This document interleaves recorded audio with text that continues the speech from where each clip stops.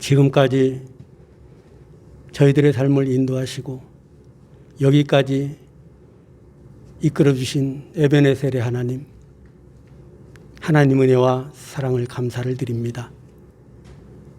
오늘 주님 앞에 나와 예배를 드리지만 많은 사람들이 함께 동참하지 못하여서 참 아쉽습니다.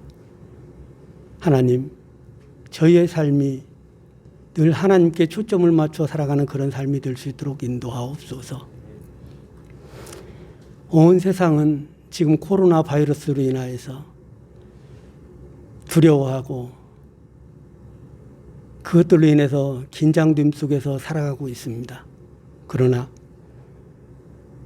그 위에서 역사해 주시는 분은 하나님이심을 믿고 하나님을 신실하게 믿고 의지함으로 말미암아서 그것을 이겨나갈 수 있는 그런 믿음을 주시기를 원합니다. 아버지 하나님, 하나님께 간절히 원하옵는 것은 이 코로나 바이러스가 하루속히 종식되어서 건강한 사유를 이루면서 살아갈 수 있도록 사람이 사람을 서로 불신하지 않는 가운데 서로 함께하는 그런 사회가 될 수 있도록 인도하여 주시옵소서. 아버지 하나님, 하나님 앞에 참으로 간절히 간구를 드리옵는 것은 저희들의 삶을 하나님께서 늘 이끌어 주시고 함께해 주심을 믿고 참 감사를 드립니다. 하나님께서 이 인생들을 참으로 불쌍히 여기시고 은혜를 베풀어 주셔서 독생자 예수 그리스도를 이 땅에 보내주셨습니다. 아버지 하나님, 하나님이 사람의 몸을 입고 사람의 모든 죄를 대신 짊어지시고 죽으시기 위하여서 이 땅에 오신 그 성탄절이 지금 가까이 다가오고 있습니다. 아버지 하나님, 그 주님을 생각하면서 늘 감사하는 마음이 저희 속에서 늘 있어지게 하여 주시기를 원합니다. 아버지 하나님, 그 은혜를 참으로 망각하지 말게 하여 주시옵시고 그 은혜로 인하여서 저희가 살았다는 그 사실을 생각하면서 저희의 입술에서 감사가 떠나지 않는 그런 삶이 될 수 있도록 하나님만 붙잡고 의지하고 살아나가는 그런 삶이 될 수 있도록 하나님 은혜 가운데 인도하여 주시옵소서. 성화교회를 이곳에 주님의 핏값으로 세우신 줄을 믿습니다. 교회가 지금까지 하나님 은혜 가운데 올 수 있어 감사를 드립니다. 연약한 부분들이 많이 있습니다. 하나님 붙잡아 주시옵소서.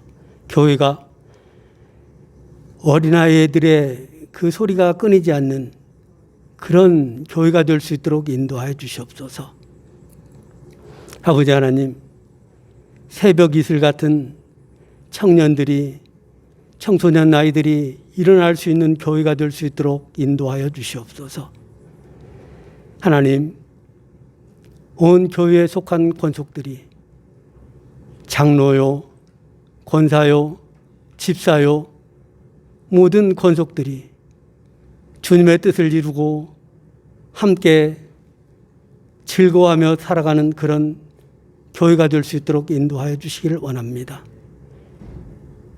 그리하여서 온 교회가 마음을 같이하여서 하나님께서 원하시는 뜻을 향하여서 날마다 성장해가는 교회가 될 수 있도록 은혜를 베풀어 주시옵소서. 저희들의 삶이 아버지 하나님, 하나님께서 원하시는 소망의 항구에 다다를 때까지 한치의 흔들림 없이 그 표대를 향하여서 승리의 삶을 살아갈 수 있도록 인도하여 주시기를 원합니다.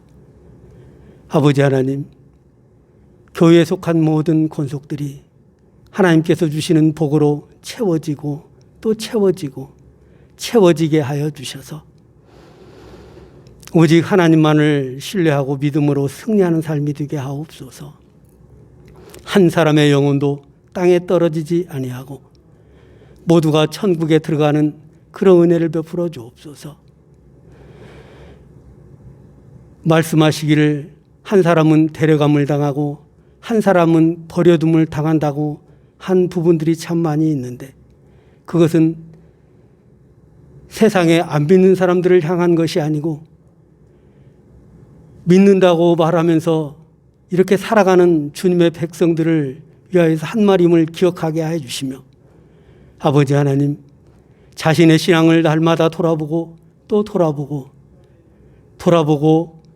바로 세워져 믿음 생활을 해나갈 수 있는 저희들 모두가 될 수 있도록 인도하여 주옵소서. 이 시간 말씀을 전하실 목사님을 은혜 가운데 붙들어 주시고 긍휼히 여겨 주시며, 하나님께서 그에게 주신 소명을 잘 감당하고 나갈 수 있는 그런 은혜를 베풀어 주시기를 원합니다.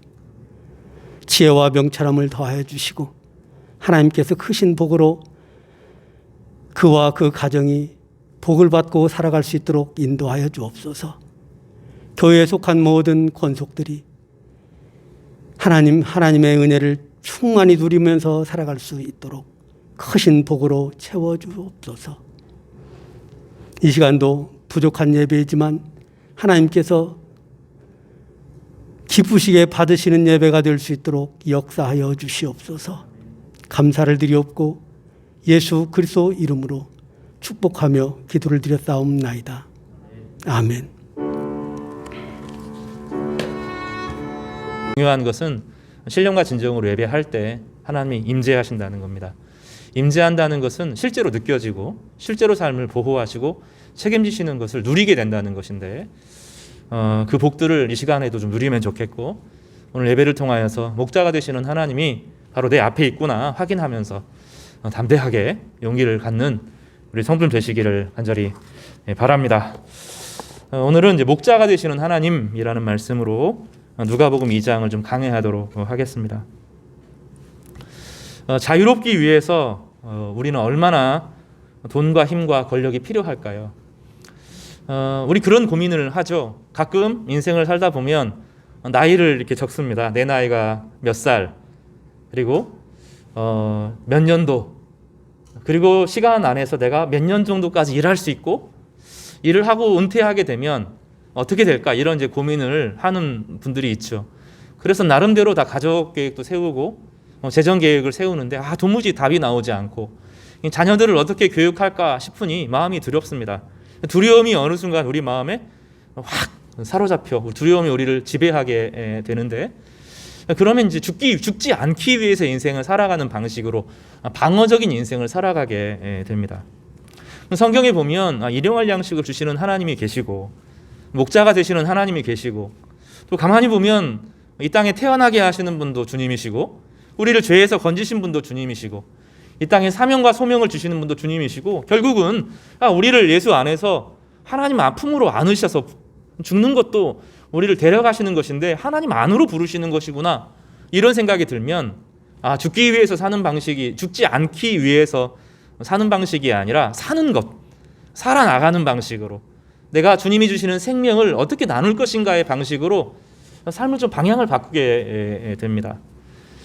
우리 안에 죽음도 이기는 자유가 있다는 것을 알게 되면 하루하루의 삶이 겨우겨우 버티는 삶이 아니라 주님께 딱 맡기고 용기 있게 사람을 사랑하고 섬기는 일에 우리의 삶을 내어드리게 되는 것이죠. 우리에게 중요한 것은 목자가 되시는 하나님이 있다는 것을 발견하는 것입니다. 머릿속으로만 경험하는 것이 아니라 나에게 목자가 있지, 이게 아니라 실제로 나에게 말씀이 생각나게 하시고 하나님의 위로를 누리게 하시는 그 하나님이 계시는구나 하는 것을 실제로 느끼면서 살아가는 것입니다. 말씀은 늘 우리를 그것을 가르쳐 주는데, 내가 의지와 상황, 환경과 조건 안에서 마음이 탁 낙담되어 있을 때 어느 순간 내 안에 하나님 말씀이 한 절씩 생각이 나는 것입니다. 여호와는 나의 목자시니 생각이 나고, 그 말씀을 따라서 무릎을 꿇고 기도를 하는데 마음이 뜨거워지고 감동이 임하면서 두려움이 사라지게 되고 하나님의 평화가 내 안에 딱 임하는 것을 알게 되고, 또 기도하는 것들이 예상치 못한 방식으로, 전혀 예상하지 않았던 것들은 닫혀 있는데 예상치 못한 방식으로 하나님의 역사가 딱 이루어지면서 구원의 섭리를 누리게 되는 놀라운 특권들을 경험하게 되는 것이죠. 성도 여러분, 에스겔서의 말씀처럼 주님이 친히 목자가 될 것이다. 사람들에게 맡겨놓지 않고 자기 자신이 직접 목자가 될 것이다 라고 말씀하여 주시는데, 오늘 그 누가복음을 통해서 그 목자가 되시는 하나님을 발견하고 누리고 또 그 하나님과 동행하는 우리 어린 양떼 같은 우리 성도들 되시기를 간절히 축복합니다. 오늘 두 가지를 좀 살펴볼 텐데요. 2장 1절에 배경을 자세하게 설명하고 있습니다. 이렇게 설명하는 건 아주 자세하게 설명하는 건데, 그때 예수님이 오실 때를 말하죠. 가이사 아구스도가 영을 내려 천하로 다 호적하라고 할 때였다, 이렇게 말하고, 이 호적은 역사적으로 구레뇨라고 하는 수리아 총독이 되었을 때부터 시작된 것이다. 역사적인 배경을 설명을 합니다. 성경에서 하나님의 백성들의 이야기가 아니라 타인을 기록할 때, 외부적인 사람들의 이야기를 기록할 때는 이례적인 것입니다. 단지 배경이 아닙니다. 여기 보면 오늘 이 누가복음 2장은 따라서 해볼까요? 아구스도와 다윗을 비교하는 말씀이다. 이 두 가지를 비교하면서 아구스도의 통치와 다윗을 통해서 역사하는 목자 되신 하나님의 관계를 자세하게 비교하면서 우리 가운데 어느 쪽이 옳으냐, 무엇이 생명력이 있느냐 물어보고 있는 중요한 말씀입니다. 가이사 아구스도를 말하기 때문에 우리가 가이사 아구스도를 살펴봐야 됩니다. 이 가이사는 시저라는 뜻이고요. 이제 아구스토는 이름이 아니고 존귀한 자, 지고한 자, 고귀한 자라는 그 로마 원로원이 붙여준 칭호를 말합니다. 여러분 시저 아시나요? 시저? 로마는 원래 황제가 존재하지 않았고 공화원이 있었습니다. 원로가 모여서 모든 의사 결정을 하고 중요할 때 지도자를 세워서 잠깐 역할을 맡겼습니다. 그러니까 로마는 의회주의였고 로마의 귀족들이 다스리는 방식의 민주주의 형식을 가지고 있었습니다.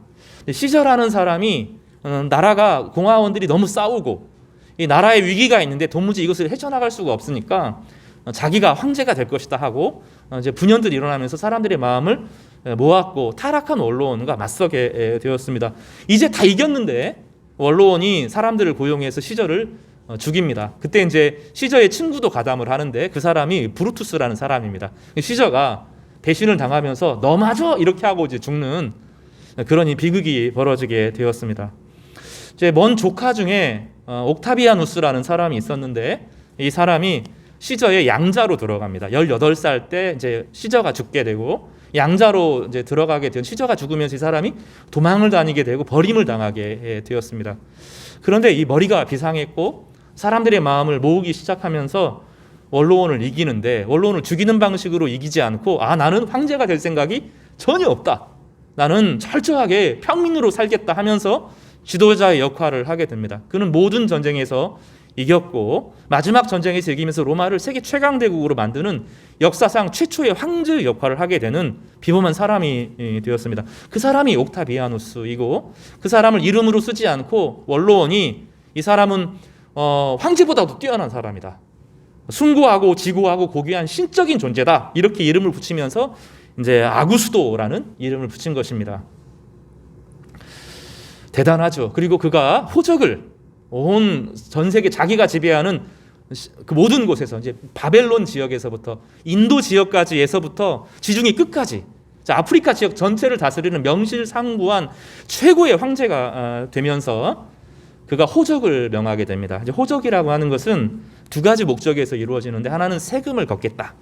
세금을 잘 걷겠다 이런 말이고 또 하나는 군대를 조직해서 그 누구도 침범할 수 없는 로마를 만들겠다 이런 생각을 하게 되었던 것입니다. 우리는 그런 사람들을 좋아합니다. 영웅적인 사람들, 힘과 세상 명예를 가지고 세상을 지배하는 사람들, 교회가 그렇게 해주기를 바라고 교회도 그런 로마의 평화를 온 세상에 가져오기를 바라고 나도 그 안에 한 자락하면서 그렇게 힘과 권력을 가지기를 바라는 것이죠. 그러니까 돈과 힘과 권력이 없으면 통장에 잔고가 없으면 내 인생은 불안하고 망한다 이런 생각이 들기 때문에 우리는 늘 그 두려움 속에서 살아가게 되는 것입니다. 그때 예수님께서 이 땅에 오셨다고 성경은 이야기합니다. 세상에서 지금 가장 큰 왕, 역사상 가장 이 아우구스투스가 역사상 로마에서 가장 위대한 황제입니다. 이건 여지도 없습니다. 모든 황제들이 모든 역사가들이 최고의 황제였다라고 말하는 이 아우구스투. 아구스도 성경에서 말한 이 사람의 때에 아주 작은 모습으로 예수님이 이 땅에 왔다, 이렇게 설명을 하고 있습니다. 에스겔서 이제 다윗의 가문이 회개가 되는 여기 4절에 보면 그 명령을 하니까 요셉도 다윗의 집 족속이므로 갈릴리 나사렛 동네에서 유대를 향하여 베들레헴이라 하는 다윗의 동네로 호적하러 갔다, 이렇게 설명을 하고 있어요. 그럼 어떤 일이 벌어지고 있는 것이죠? 그 로마의 황제, 전 세계의 황제, 모든 것을 딱 움켜쥐고 세상에 평화를 가져온 이 팍스 로마나, 로마의 평화를 가져온 이 사람이 명령하니 이 요셉의 가문도 어쩔 수 없이 거기에 순종하고 따를 수밖에 없었다, 이렇게 말합니다. 지금 보면 누가 압도적으로 힘이 세요? 아구스토가 힘이 압도적입니다. 사실은 이 평화는 로마인을 위한 평화입니다.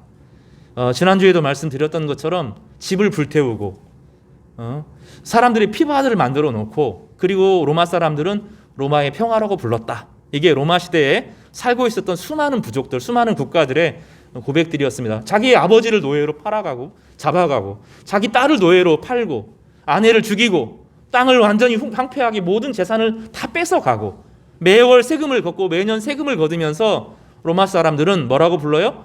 로마의 평화가 왔다, 이렇게 말했다는 것입니다. 그런데 그 시대에 예수님께서 태어나셨다라고 성경은 설명하고 있습니다.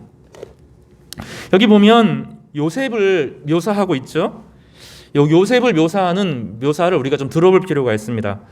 아주 재미있는 말입니다. 오늘 한번 4절을 좀 보시겠습니까? 요셉도 뭐라고 되어 있죠? 다윗의 집 족속이므로, 이렇게 설명하고 있습니다. 이건 설명이 좀 필요합니다. 옛날에 모세라는 사람이 이집트에 있었던 이스라엘 백성들, 가나안 사람들을 끌고 이스라엘 백성들을 데리고 가나안 땅으로 데리고 갔습니다. 가나안 땅으로 데리고 가면서 거기서 한 나라를 이루어서 살았는데, 남과 북이 나중에 우상숭배 문제로 솔로몬의 통치 이후로 분열이 됩니다. 북쪽은 이 요셉 지파가 주도하는 에브라임 지파가 세운 북이스라엘이라고 하는 나라를 만들었고, 남쪽은 다윗의 가문을 중심으로 하는 유다 지파를 중심으로 하는 다윗의 가문이 이렇게 나누어져 있게 되었습니다. 성경에서 여러 번 새벽 예배 때도 말씀드렸던 것처럼 이 이스라엘이라고 하는 나라는 에브라임 지파, 요셉 지파와 유다 지파가 연합해서 세워진 나라입니다. 두 지파가 믿음 안에서 사이가 좋을 때는 다윗을 중심으로 한 나라가 되었지만, 서로 믿음이 엇갈리고 우상 숭배가 들어왔을 때는 두 나라는 죽고 죽이는 전쟁을 벌였습니다. 근데 오늘 본문은 재밌는 이야기가 나오는데, 유다 지파는 누구와 라이벌이에요? 요셉 지파와 라이벌입니다. 그런데 유다 지파에 속한 사람에게 이름이 뭐였어요? 요셉이었다는 것입니다. 라이벌의 이름을 지은 요셉 지파였습니다. 물론 요셉은 예전에 야곱 때 그 야곱의 아들로서 11번째 아들로서 자기 가족을 구원한 놀라운 사람입니다. 그러나 유다 지파 사람들은 다윗이라고 하는 이름을 따라서 짓기도 하지만 이 요셉이라고 하는 이름을 짓지는 않습니다. 왜냐하면 라이벌이고, 옛날에 요셉 지파, 에브라임 지파에 의해서 나라가 나뉘었고 오랫동안 전쟁을 벌였기 때문에 요셉과 유다는 같이 상종하지 않고 늘 경시하는 이름이었습니다. 그런데 이 가문에서 다윗의 집이 온전히 회복되었을 때 요셉과 유다의 반목이 사라질 것을 기대하는 이름을 지었다는 것은 이 가문이 영적으로 감각이 있었다는 것이죠. 유다와 요셉이 하나가 되어야 되고, 전체적으로 이 갈등 구조가 있었던 것들이 회복이 될 날이 있을 것이라고 하는 기대를 가지면서 이름을 지었다는 것입니다. 예를 들면 이런 것입니다. 이제 어떤 김 씨가 있는데, 이제 김일성이 살아 있을 때 그 우리나라 어떤 한 사람이 자기가 김 씨인데 이 아들 이름을 김일성으로 짓는 거예요. 그럼 사람들이 뭐라고 부르겠어요? 또 아들 이름을 김정을 이렇게 짓습니다. 그러면 사람들이 뭐라고 부르겠어요? 저 사람 빨갱이 이렇게 부르겠죠. 근데 그 사람은 그게 아닌 거예요. 김일성, 김정일 이런 이름을 짓는 이유는 나중에 우리나라가 완전히 회복되기를 원하는 갈망을 따라서, 네가 고통받고 고난 당해도 나중에는 이 나라가 회복되기를 원하는 이름이다, 이렇게 이제 말을 한다는 것이죠. 그래서 이 요셉이란 이름은 남과 북의 화해를 말하고 우상숭배가 그치게 되고 영적인 회복을 말하는 간절함이 담겨진 이름이었던 것입니다. 그때 이제 오늘 본문에 보면 이 가이사 아구스토의 시대, 평화가 아닌 권력의 시대에 모든 힘으로 세상 전체를 지배하는 그 시절에 한 아이가 태어났는데, 그 태어나게 될 것인데 그 본문에 이제 강보에 쌓여 있을 것이다, 이렇게 이제 설명을 하고 있습니다. 강보라는 말이 누가복음 2장에 2번을 통해서 강조되고 있어요. 7절에도 강보라는 나오고 또 이제 후반에 12절에도 강보라는 단어가 나옵니다. 이 강보는 좋은 천이 아닙니다. 그냥 강목으로 만든 그냥 천이었다는 거예요. 가난하고 연약한 천으로 둘러싸여서 아기가 태어났는데, 아기를 뭐 의사가 손보는 것도 아니고 따뜻한 이불에 덮이는 것도 아니고 그냥 천조가리에 돌돌 말아서 쌓였다. 이게 이제 하나님께서 우리 가운데 주시는 구원의 상징이다, 이렇게 설명을 하고 있는 것입니다. 우리는 이 두 세계를 똑똑히 봅니다. 힘과 권력을 가지고, 그 모든 힘과 권력을 가지고 이기면서 평화가 온다, 이렇게 말하는 사람들 앞에 나도 힘과 권력을 가지고 돈이 이만큼 있어야 되고, 돈이 없고 힘이 없으니 늘 두렵고 죽음으로 가는 이 시대 가운데 내가 어렵다는 것입니다. 그렇게 살아가는 한 시대가 있는가 하면 아무 소망이 없지만 이 강보에 쌓인 아기를 집중하여서 그곳에 하나님의 영광이 임하다, 이렇게 믿는 저희 같은 사람들도 있다는 것이죠. 6절에 보면 거기 있을 그때 이 가문, 이 나사렛에서부터 베들레헴까지 아주 먼 여정을 떠났던 이 가정이 여관이 없어가지고 누울 곳이 없었다, 이렇게 이제 표현을 하는 아주 낮은 가문의 한 이야기를 그리고 있는 것입니다. 지난주에도 말씀드렸던 것처럼 이 갈릴리 호수가 크게 되어 있습니다. 이 왼쪽 지역은 유대인들이 많이 사는 지역인데, 왼쪽 지역을 주장하는 마을은 가버나움이라고 하는 마을이었습니다. 유대인들이 많이 살았습니다. 그런데 이 가버나움 오른쪽에, 갈릴리 오른쪽에 유대인과 이방인이 함께 살아가는 이방인 마을이 있었는데, 그 이름이 나사렛이라고 하는 곳이었습니다. 그러니까 예수님께서는 그 이방인 지역에서, 거기서 오래 이제 베들레헴에서 태어나셨지만 이집트로 내려가셔서 오랫동안 망명 생활을 하시고, 이제 아이가 태어날 때쯤 바로 이곳에 이제 오셔서 나사렛이라고 하는 곳에서 같이 살았던 것이죠. 그리고 해산할 때쯤 다시 베들레헴으로 내려오셔서 거기에서 이제 아이를 낳게 되는 이야기가 그려지고 있는 것이죠. 오늘 두 본문은 두 가지를 첨예하게 보여줍니다. 무엇이 우리에게 평화를 주느냐 하고 질문합니다. 우리는 늘 속습니다. 내가 가이사 아구스토가 되기를 바랍니다. 우리 안에 그런 욕망이 다 있습니다. 또 교회도 가이사 아구스토가 만든 로마처럼 돈도 있고 힘도 있고 권력도 있고 교회에 영향력 있는 사람들이 많아져야 세상을 구원할 것이다, 이렇게 생각을 하는 경향도 있습니다. 근데 성경은 로마서나 고린도전서는 그것이 구원이 아니고, 우리 중에는 가난한 사람들밖에 없고 우리 방에는 힘도 없는 사람들밖에 없지만 하나님은 그 약한 사람들을 택하여서 그 강한 세력을 무너뜨리고 참된 평화의 방식으로, 다른 사람을 죽이는 방식이 아니라 위로와 소망을 건네는 방식으로, 하나님의 자비를 전하는 방식으로 구원을 가져온다는 거고 말씀하고 있습니다. 고린도전서에서는 질그릇이라고 성도들을 표현합니다.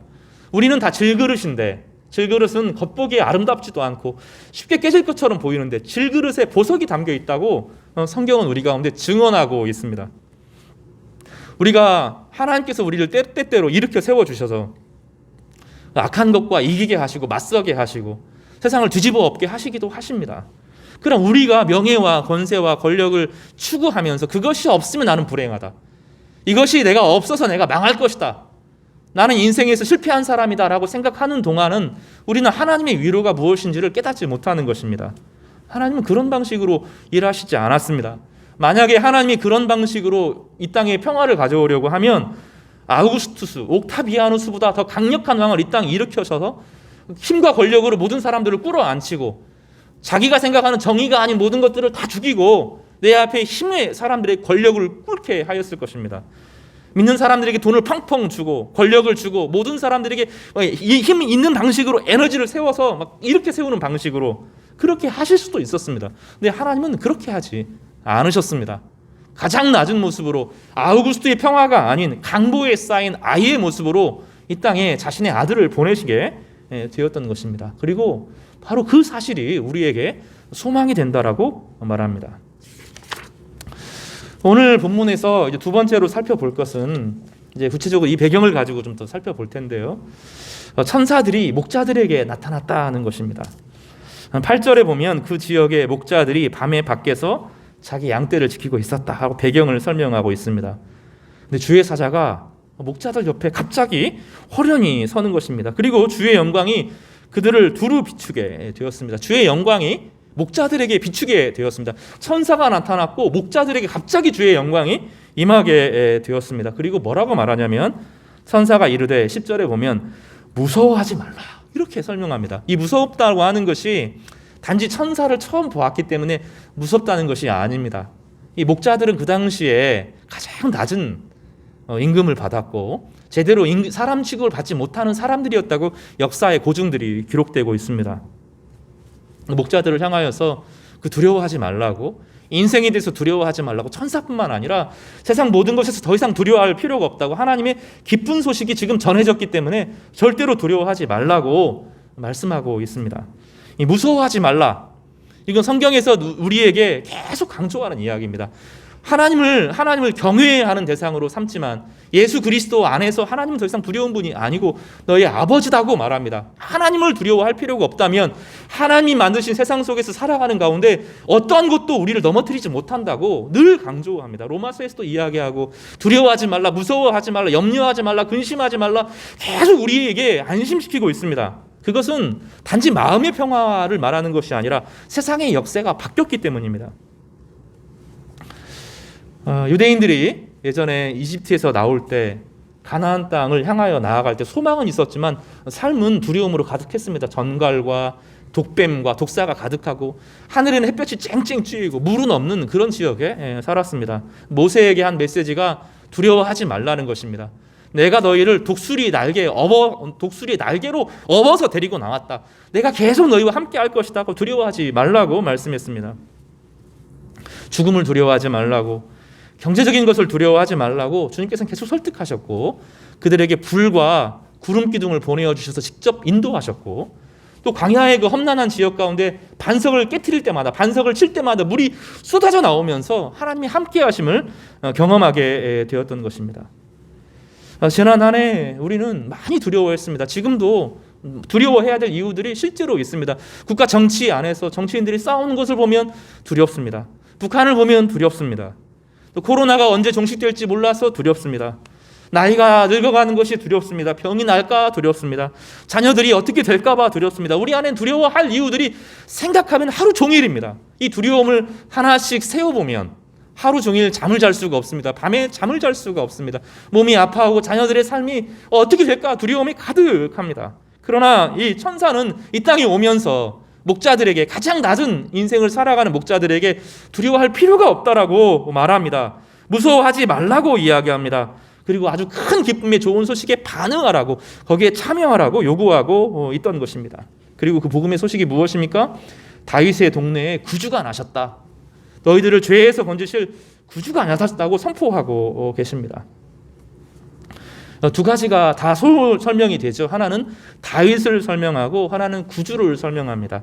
다윗의 왕권을 가지고 말씀으로 다스릴 왕. 다윗은 힘과 권력으로 다스린 사람이 아니고 주의 말씀을 자기가 묵상하고 그 말씀을 시편으로 만들고 사람들을 설교하고 사람들에게 하나님의 말씀을 가르쳤던 구약의 참 taktik한 왕이었습니다. 그가 힘과 권력을 가지고 세상과 맞서 싸우려고 하면 하나님은 늘 다윗을 심판하셨습니다. 너는 그런 왕이 아니라 말씀을 선포하는 왕이지 힘과 권력을 가지고 세상에서 이기려고 하면 너는 안 된다라고 늘 말씀하셨습니다. 다윗은 그런 왕이 아니라 백성들과 함께하는 왕이었고 말씀을 가르치는 왕이었는데 이제 그곳에 다윗이 태어났던 바로 그곳에 다윗의 왕권을 가진 구주가 나실 것이다 라고 말하고 있는 것입니다. 이 본문은 그 에스겔서 37장 24절을 배경으로 합니다. 그리고 본문이 대단히 중요하기 때문에 이 본문을 좀 같이 좀 읽겠습니다. 구약 성경 에스겔서입니다. 에스겔서 37장 24절 말씀입니다. 에스겔서 37장이 오늘 누가복음 2장의 그 병행 구절입니다. 전체를 같이 다 읽어야 되는데 이 본문을 한 절을 읽고 에스겔서 37장의 메시지가 어떻게 누가복음을 통해 나타나는지, 그거 안에서 어떤 메시지가 우리 가운데 주어지는지를 살펴보면서 오늘 말씀을 좀 정리하도록 하겠습니다. 같이 한번 읽어보겠습니다. 시작. 내 종 다윗이 누가복음 에스겔서 37장 24절입니다. 찾으셨으면 같이 읽겠습니다. 시작. 내 종 다윗이 그들의 왕이 되리니 그들 모두에게 한 목자가 있을 것이라. 그들이 내 규례를 준수하고 내 율례를 지켜 행하며. 이하는 제가 좀 설명을 하겠습니다. 이 본문은 저를 좀 보시겠어요? 에스겔서 이 37장은 어떤 배경에서 그려지냐면, 제가 잠깐 말씀드렸죠. 북이스라엘과 남유다가 있었다 그랬잖아요. 북이스라엘은 아수르에 의해서 하나님을 경외하지 않고 살다가 우상의 나라가 되면서 망하게 됩니다. 얼마 지나지 않아서 남유다도 망하게 되고 바벨론의 사람들이 다 끌려가게 됩니다. 끌려갔을 때 다니엘, 사드락, 메삭, 아벳느고만 있었던 것이 아니라 선지자 한 사람도 거기에 끌려가는데 그 사람이 에스겔입니다. 이 에스겔은 무엇을 본 사람이냐면, 이 에스겔서의 처음 말씀을 들었던 사람들은 하나님을 경외하는 사람들이라고 생각했는데 아니었고, 예루살렘 성전, 하나님의 영광이 거하는 예루살렘 성전이 눈앞에서 파괴되는 것을 보았습니다. 자기들의 왕들과 귀족들이 죽어나가는 것을 보았습니다. 그리고 하나님 이스라엘 백성들, 유다 백성들이 더 악한 바벨론 사람들에 의해서 포로로 끌려가서 1000km를 광야를 지나서 1000km를 끌려가는 것을 보았던 것입니다. 그 사람들에게 에스겔이 메시지를 전하는 거예요. 하나님의 계시를 듣고. 에스겔 37장은 세 가지 메시지를 전하는데, 마른 땅, 마른 사람, 에스겔이 환상을 봅니다. 환상을 보는데 뼈들이 널브러져 있어요. 죽어서 뼈들이 널브러져 있습니다. 에스겔에게 하나님께서 질문합니다. 이 뼈들이 살겠느냐 물어보는데 에스겔이 제대로 답을 못하죠.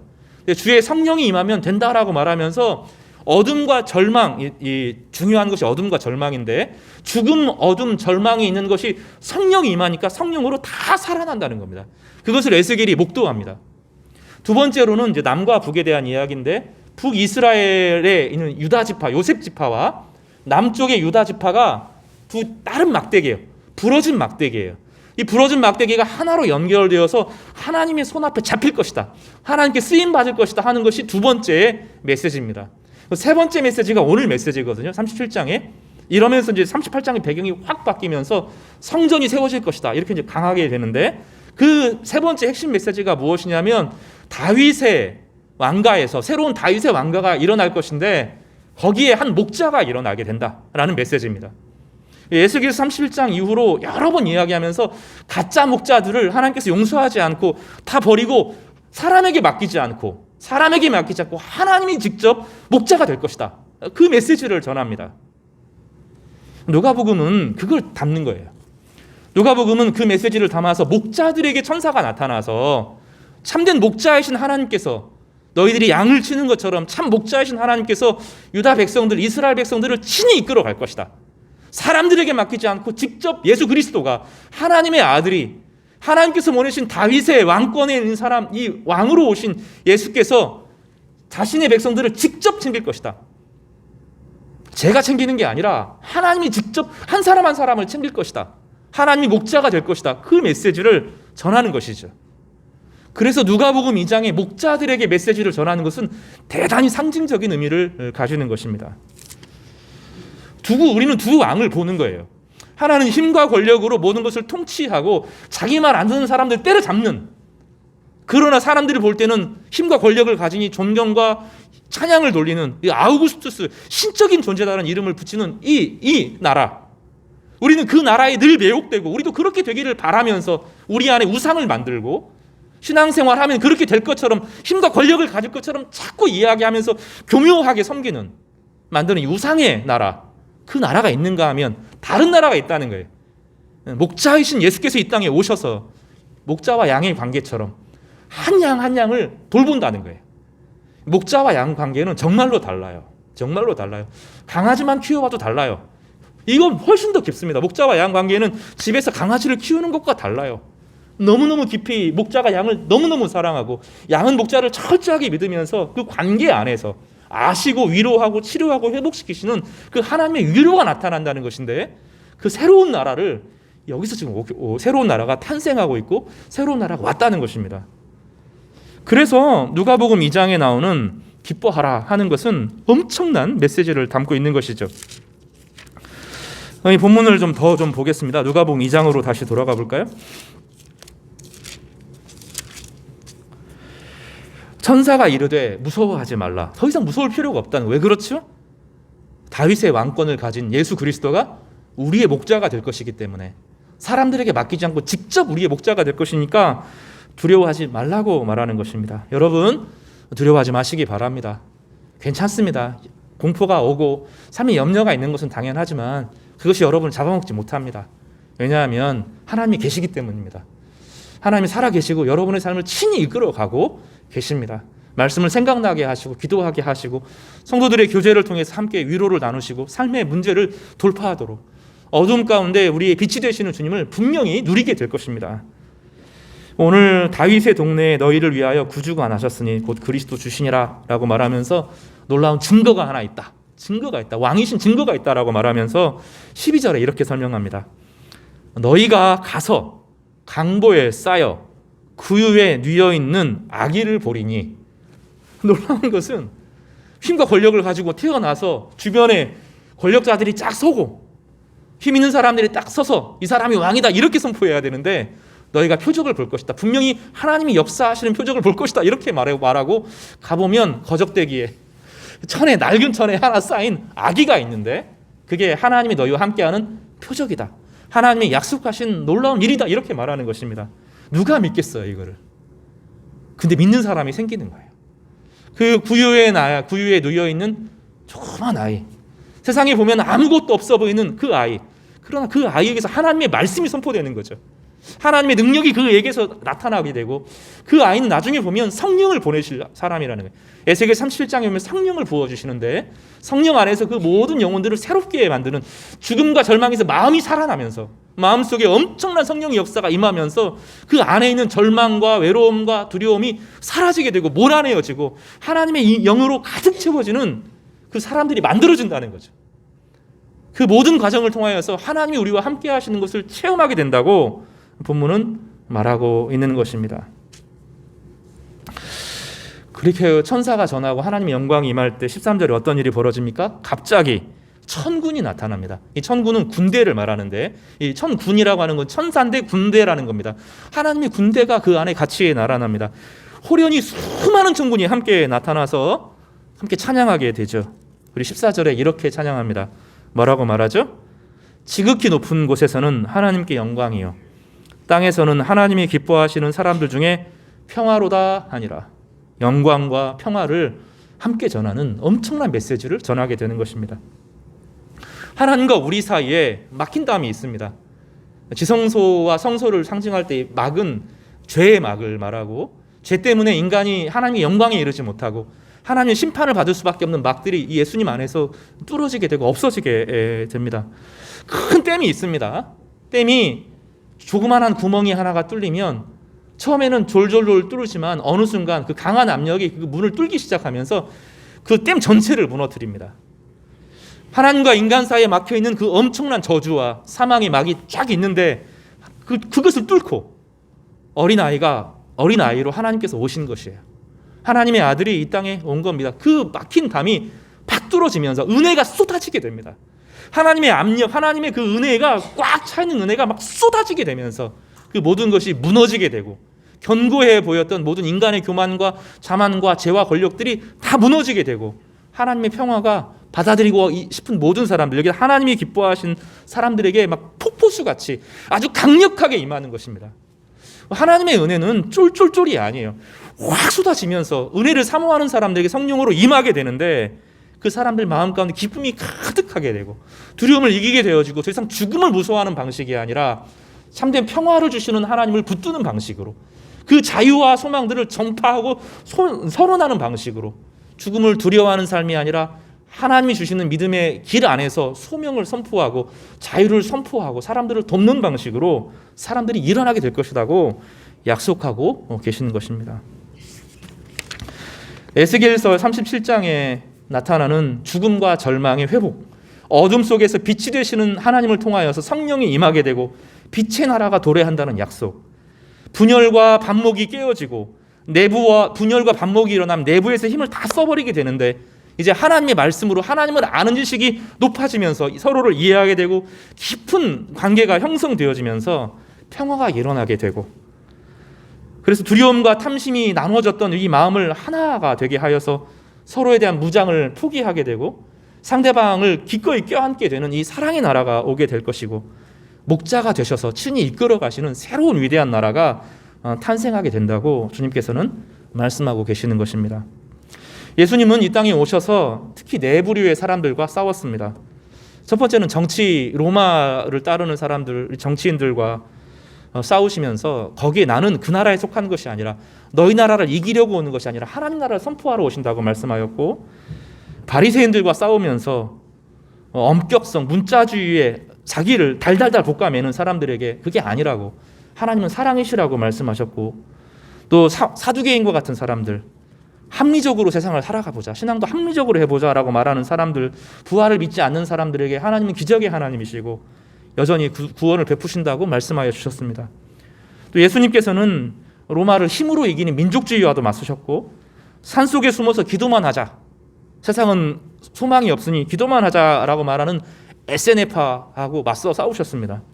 예수님께서는 직접 이 땅에 오시면서 자기 제자들 한 사람 한 사람 이름을 아셨고, 이름을 불러내셨고, 그들 옆에 계셨고, 그들을 상담하셨고, 그 한 사람 한 사람에게 소망을 주셔서 그들 한 명 한 명, 제자들 한 명 한 명에게 성령을 주시는 방식으로 그들을 이끌어 내셨습니다. 그리고 에스겔서 37장에 나오는 것처럼 목자는 성도들의 기업, 하나님께서 주신 삶에 안식을 주실 것이고, 마음의 안식뿐만 아니라 또 마음 가운데는 화평의 언약을 주셔서 견고하게 하시고 번성하게 하실 것이라고 약속하셨고, 그 마음 가운데 성소를 두셔서 거룩하게 하시는 방식으로, 그리고 하나님께서 임재하시는 백성이 되게 하시겠다고 약속하시고, 그것을 누가복음을 통해서 어떻게 이루어 가시는지를 보여주고 계신 것입니다.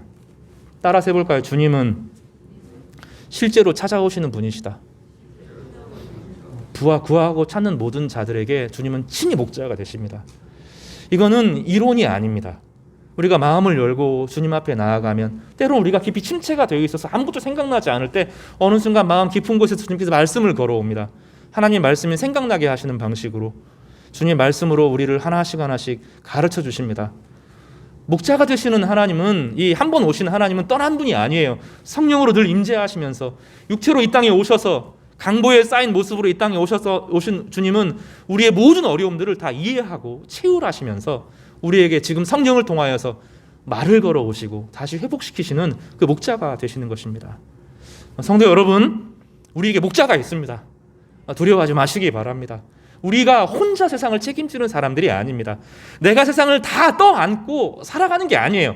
우리 교회도, 우리 가정도, 우리 개인도 목자가 계십니다. 그 목자 따르면 돼요. 그분이 우리에게 하시는 음성을 경청하여 듣기 시작하면, 그분이 하시는 음성을 따라 듣기 시작하면 어느 순간 주님께서 약속하신 성령의 약속과 분깃의 약속과 성소의 약속들을 회복시켜 주시고 충만하게 하실 것입니다. 그래서 우리 안에 그렇게 고백이 터져 나오게 될 거예요. 하나님께는 영광이 되기를 바란다, 또 믿는 모든 사람들에게 큰 기쁨이 임하기를 바란다 하는 이 믿음의 고백이 터져 나오게 되는 것입니다. 말씀 정리하겠습니다. 이제 대림절이 지나고 이번 주 금요일이면 성탄절을 기념하는 예배를 우리가 함께 드리게 될 겁니다. 성탄절은 2000년 전에 오신 주님만 기억하는 게 아니에요.